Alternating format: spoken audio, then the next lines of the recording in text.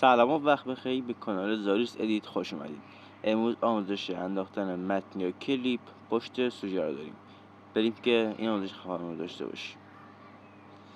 اول از همه وارد برنامه اینشات میشیم، روی ویدیو کلیک میکنیم، یه پروژه جدید باز میکنیم و اونجا عکس مورد نظرمون رو انتخابش میکنیم که من الان یه عکس خوب باید انتخاب کنم اینجا. خب اوکی رو میزنیم.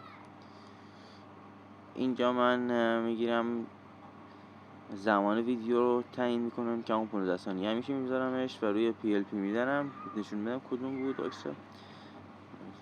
روی این گزینه میزنیم و دوباره میریم قسمت ویدیو.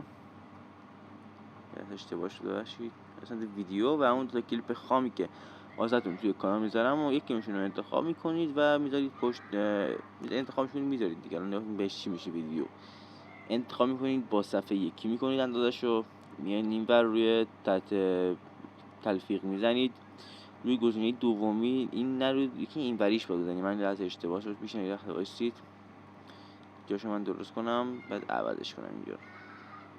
خب روی تلفیق دوباره میزنیم روی اسکرین دیگه، حالا که درست کنم همینه. خب اینجا تا اینجا درست رفتیم راهو، بعد میایم دوباره رو قسمت PLP میزنیم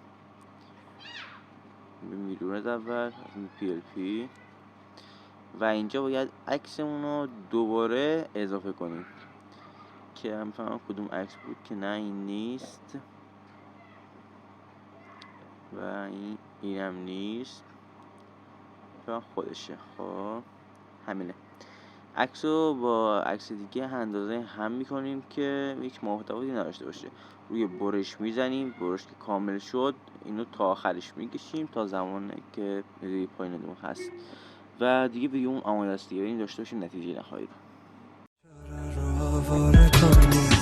توی سرما شهر رو دنبالت میگشتم، میریخ با این دونه های عشقم، کوچه ها رو یکی یکی بالا پایین میکردم تا جایی که یخ زد دستم. مرسی از اینکه این ویدیو تا آخر نگاه کردید. امیدوارم چیزی یاد گرفته باشید و چیزی تشکیلتون شده باشه. واسه که حمایت از من این ویدیو رو لایک کن و منو سابسکرایب کن و یکی رو واسه دوستات هم بفرست.